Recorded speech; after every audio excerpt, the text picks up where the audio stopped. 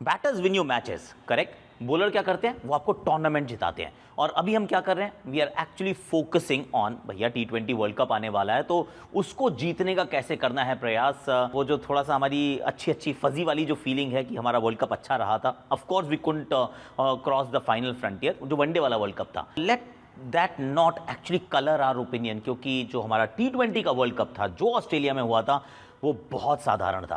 अब साधारण क्यों था, उसके कारण कहीं थे, उसमें बैटिंग की अप्रोच भी थी, उसमें शायद बॉलिंग में लैक ऑफ पेनिट्रेशन भी था। तो फिर उसकी कर ले बात कि कितने हैं हम तैयार, and are we super dependent on one guy, that's Jasprit Bumrah. कमाल का शॉट, लाजवाब, अद्भुत, और ये चौका। खेल जगत की पूरी कहानी ओनली ऑन #आकाशवाणी। #आकाशवाणी में आज मैं एक्चुअली इसी बात पे फोकस कर रहा हूँ, क्योंकि देखिए ये बायलैटरल सीरीज़ ना, I will be absolutely honest कि ना उतना महत्व नहीं है, क्योंकि ना तो कोई रैंकिंग का कोई लफड़ा है, ना क्वालिफिकेशन का कोई लफड़ा है, तो फिर किस लिए। द होल फोकस इज सिर्फ एक पॉइंट एजेंडा है कि हमें पहुंचना है, वर्ल्ड कप जीतना है। इसका आखिरी मुकाबला आपको आज दिख जाएगा, और उसके बाद 3 होंगे अफगानिस्तान के सामने, और फिर सीधा वर्ल्ड कप। उसके बीच में कोई T20 इंटरनेशनल नहीं है। अब मैं ये सोच रहा हूँ कि हमारा लास्ट जो वर्ल्ड कप का एडिशन था 2022 ऑस्ट्रेलिया में, जहां हम सेमीफाइनल में हारे थे, उसमें हमारी बॉलिंग लाइनअप क्या थी, फास्ट बॉलिंग लाइनअप क्या थी। Hardik Pandya, Arshdeep Singh, Bhuvneshwar Kumar, Mohammed Shami and Harshal Patel. Now just think about it कि हम करते क्या हैं। ऑफकोर्स बुमराह अवेलेबल नहीं थे। उस वर्ल्ड कप से लेकर अब तक हमने मोहम्मद शमी को एक भी T20 अंतर्राष्ट्रीय मुकाबला नहीं खिलाया। हर्षल पटेल को हमने बिल्कुल, मतलब ऐसे वो उसमें ही नहीं है, वो स्कीम ऑफ थिंग्स में ही नहीं है, उनकी तो कोई बात भी नहीं कर रहा है। भुवनेश्वर कुमार का भी ऐसा लगता है कि वो वाली कहानी जो है वो भी समाप्त हो चुकी है। तो बचा कौन है, सिर्फ एक अर्शदीप सिंह। अब अर्शदीप सिंह का भी अगर मैं आपको प्रदर्शन अगर देखूं और बताऊं, तो ऑनेस्टली दिखता है कि चीज़ें ना अच्छी नहीं रही हैं। अगर आप पिछला 1 साल उनका चाहे IPL उठा के देख लीजिए, या फिर उनके इंटरनेशनल नंबर्स देख लीजिए। इनफैक्ट अगर हम पिछले सिर्फ 5 मुकाबले is not a small sample size, बहुत बड़ा नहीं है पर बहुत छोटा भी नहीं है। 4 मुकाबले ऑस्ट्रेलिया के सामने खेले, एक आपने साउथ अफ्रीका के सामने खेला। साउथ अफ्रीका के सामने तो 2 ओवर में 32 रन थे, और उससे पहले हर मैच में 40 से ऊपर थे। तो अगर अर्शदीप सिंह हमारे वो गन बॉलर नहीं हैं, तो कौन है फिर? अभी कौन खेल रहा है? Mukesh Kumar. Let's talk about him, क्योंकि ना Mukesh Kumar is a wonderful story. 3 format के गेंदबाज हमें ज़रूर नज़र आते हैं, हम उनको बार बार खिलाते हैं। हैड अ डिसेंट वो जो कहते हैं T20I सीरीज़ अभी ऑस्ट्रेलिया के सामने, पर उतने impressive personally I am not convinced. I'll put my hand up and say कि मुकेश कुमार सबसे छोटे फॉर्मेट के लिए अभी पूरी तरह से तैयार नहीं हैं। रेड बॉल क्रिकेट में आपको शायद बहुत बेहतर करते हुए दिखेंगे। T20s में कभी पिटाई होगी, कभी पूरे ओवर नहीं डाल पाएंगे, कभी मुश्किल ओवर नहीं डाल पाएंगे, पर वो कहानी चलती रहेगी, क्योंकि WIP है यार, वर्क इन प्रोग्रेस। तो मुकेश कुमार के नंबर्स भी एक्चुअली कोई बहुत इंप्रेसिव नंबर्स नहीं हैं। जितना भी खेले हैं ही इज़ बीन एक्सपेंसिव, और बहुत सारे विकेट्स भी नहीं चटकाए हैं। ओके, और चलते हैं। और तीसरा ऑप्शन हमारे पास कौन है जो इस समय दौरे पर है? मोहम्मद सिराज। मोहम्मद सिराज, उनका कद बड़ा है, आई एडमिट कि उनका प्रदर्शन जो है वो बेहतर हुआ है, पर मोहम्मद सिराज नई बॉल, डेथ ओवर्स, नई बॉल फिर भी ठीक है, death overs, he is an option, I won't deny, he is a very good option. तो उनको मैं मानता हूँ कि एक ऑप्शन के रूप में ज़रूर रख लेते हैं। अब फिर मैं जो सोच रहा हूँ ना, and this is important, now think, listen to this carefully, बड़े ध्यान से सोचिएगा, कि दीपक चाहर।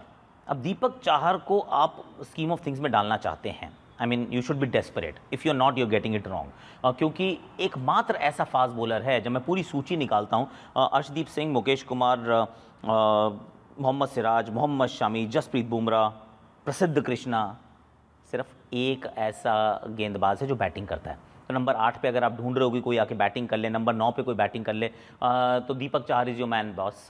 नई गेंद से गेंदबाजी, पुरानी गेंद से उनका खेल बेहतर हुआ है, तो दीपक चाहर के ऊपर तो मैं ज़रूर दाम लगाना चाहूँगा। पर मुझे जो लग रहा है प्रसिद्ध कृष्णा की लेट्स नॉट टॉक, क्योंकि प्रसिद्ध कृष्णा आई डोंट थिंक कि वो T20 के लिए तैयार भी हैं, और अभी होने भी वाले हैं। इतना T20 है ही नहीं, पिछला IPL खेले नहीं थे, जो 2-3 मुकाबले आपने ऑस्ट्रेलिया के सामने देखे, यू रियलाइज़ कि नहीं, अभी इट्स अ लॉन्ग शॉट। तो फिर you know what is going to happen, and this is, हम सबको थोड़ी सी ये बात ना परेशान करनी चाहिए, कि जसप्रीत बुमराह के बिना हमारी गाड़ी अभी भी नहीं चलेगी।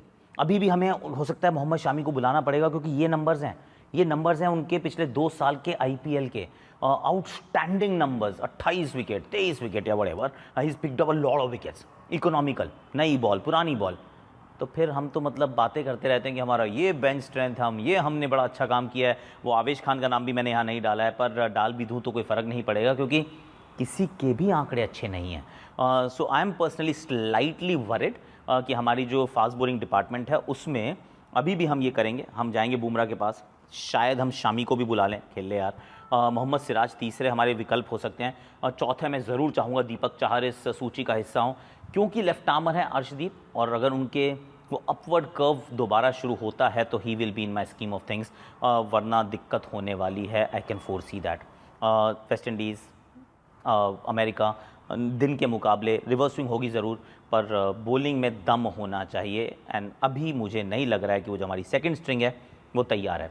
It just does not look ready honestly. तो वैसे आई होप कि आज उसके कुछ सवालों के जवाब मिले, क्योंकि it's once again India versus South Africa, last T20 आए, पिछला हम हारे हैं, ये जीत हार छोड़ देते हैं, थोड़ी सी सिलेक्शन की क्लैरिटी मिल जाए कि अय्यर खेल रहे हैं नहीं खेल रहे हैं, बिश्नोई खेलेंगे नहीं खेलेंगे, उसके बाद तिलक क्या बॉलिंग करेंगे नहीं करेंगे, तो क्यों खेल रहे हैं वो अय्यर से पहले, कुछ वो क्लैरिटी मुझे चाहिए। उसके अलावा bilateral, as I said earlier, थोड़ा सा इस पर्पस सर्व करते हैं, उससे ज़्यादा नहीं करते हैं, but then I have got something for you. कल मैंने आपसे कहा था कि रिंकू सिंह के ऊपर ना एक अच्छे से हम उनके ऊपर एक इंसाइडर करते हैं कि कैसे लड़का इतना अच्छा कर रहा है यार, क्योंकि अगर हम कह रहे हैं बॉलिंग में परेशानी है, लेकिन फिनिशर के रूप में एक रिंकू आपको लगातार अच्छा करके दे रहा है। This is why Rinku is actually special. Rinku Singh, भाई रिंकू है तो मुमकिन है, रिंकू फिनिश करते हैं, that's why he is a finisher. You get my point right. पर वो ऐसा क्यों कर लेते हैं, ऐसा क्या चीज़ है जो इनको खास बनाती है? क्योंकि एक चीज़ है जो इनके अगेंस्ट जाती है।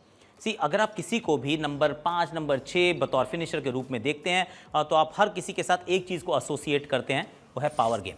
Andre Russell, Tim David, Mahendra Singh Dhoni, even Hardik Pandya, I mean आप किसी भी तरफ नज़रें घुमाएंगे तो आप कहेंगे यार ये तो मिनिमम रिक्वायरमेंट है इस जॉब की कि आपके पास पावर गेम होना चाहिए। अगर नहीं है, डेविड मिलर इवन, मतलब पावर गेम चाहिए सबको, लेकिन अगर वो नहीं है तो फिर आप सक्सेसफुल कैसे हो सकते हैं? तो रिंकू सिंह कुछ इस प्रकार से सक्सेसफुल होते हैं, पर मैं राइटी हूँ, रिंकू लेफ्टी है। एडिटर साहब बना दो मुझे लेफ्टी। हाँ जी, तो अब उनके पास खास बात क्या है? जो चीज़ जो मुझे बहुत अच्छी लगती है उनकी, ये कि बड़ा स्टेबल बेस बना के रखते हैं, बहुत स्टेबल रहते हैं और सर को स्थिर रखते हैं, दोनों ऑप्शंस को खोल के रखते हैं। ऐसा नहीं कि फ्रंट फुट पे ज़्यादा कमिट हो गए, ऐसा नहीं कि वेट बैक फुट पे डाल दिया, दोनों में से कोई काम नहीं करते, दोनों तरफ almost even distribution of weight, और वो ऑलमोस्ट क्राउचिंग पोजीशन होती है जैसे आप बॉक्सिंग कर रहे हो, तो कुछ इस तरीके से अच्छे सॉलिड बेस के साथ रहते हैं। और उसके बाद कोशिश ये करते हैं कि गेंद को देखकर रिएक्ट करें। ऑफ कोर्स उनके कुछ एरियाज़ हैं जिनको वो पसंद करते हैं, वो मिड विकेट के ऊपर से गेंद को मारना इस तरफ पसंद करते हैं, पर at the same time over commitment नहीं है इस शॉट को लेकर।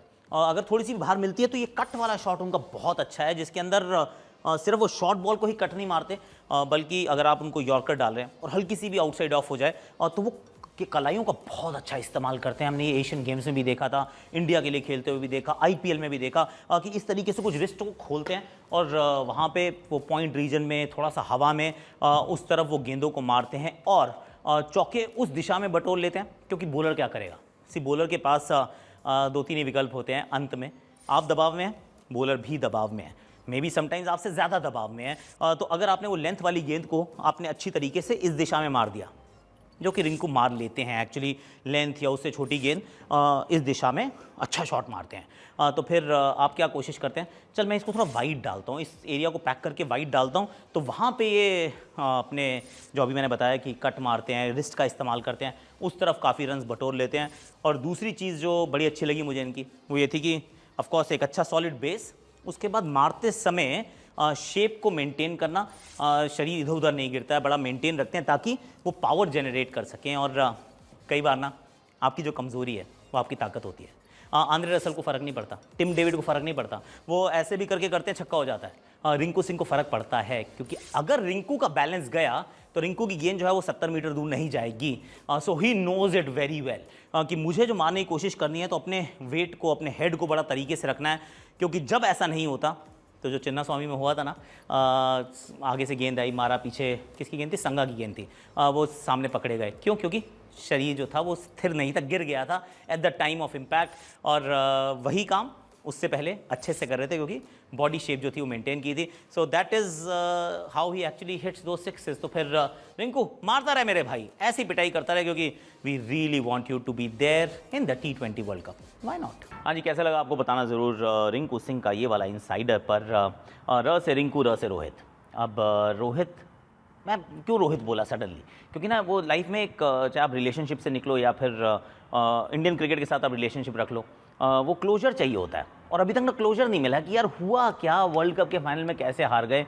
हमारा तो दिल इतना टूटा, पर what about the likes of Rohit, Kohli, Bumrah, उनको कैसा फील हुआ था भाई? बाकी सबने नहीं बताया, पर रोहित हैज़ फाइनली स्पोकन। और रोहित ने बताया कि आई मीन क्या हुआ है। So this is Rohit Sharma and this is all that I have on hashtag Akashvani.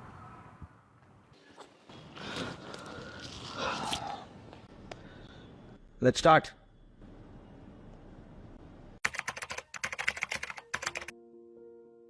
I had no idea how to come back from this.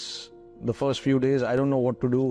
You know, my family, my friends kept me going, kept things pretty light around me, which was quite helpful. It wasn't easy to digest, but yeah, life moves on. You have to move on in life. But honestly, it was tough. It was not so easy to just move on. I've always grown up watching 50 over World Cup, and to me that was, you know, the ultimate prize, the 50 over World Cup. So we've worked all these years, you know, for that World Cup, and it is disappointing, right? If you don't get through it and you don't get what you want, what you've been looking for all this while, what you were dreaming of. So everywhere we went during this entire World Cup campaign, there was so much support from everyone, you know, who came to the stadium firstly, and then people who were watching it from home as well. I want to appreciate what people have done for us in that 1.5 months. But again, if I think more and more on that, I just feel quite disappointed that we were not able to go through all the way. You know, when you meet people, when they understand what the player must be going through, and when they know these kind of things, and not to bring out that frustration, that anger, it means a lot, you know, for us. For me, definitely it meant a lot because there was no anger. It was just pure love from the people that I met. And it was wonderful to see that. So, you know, it gives you motivation to get back and start working again and look for another ultimate prize.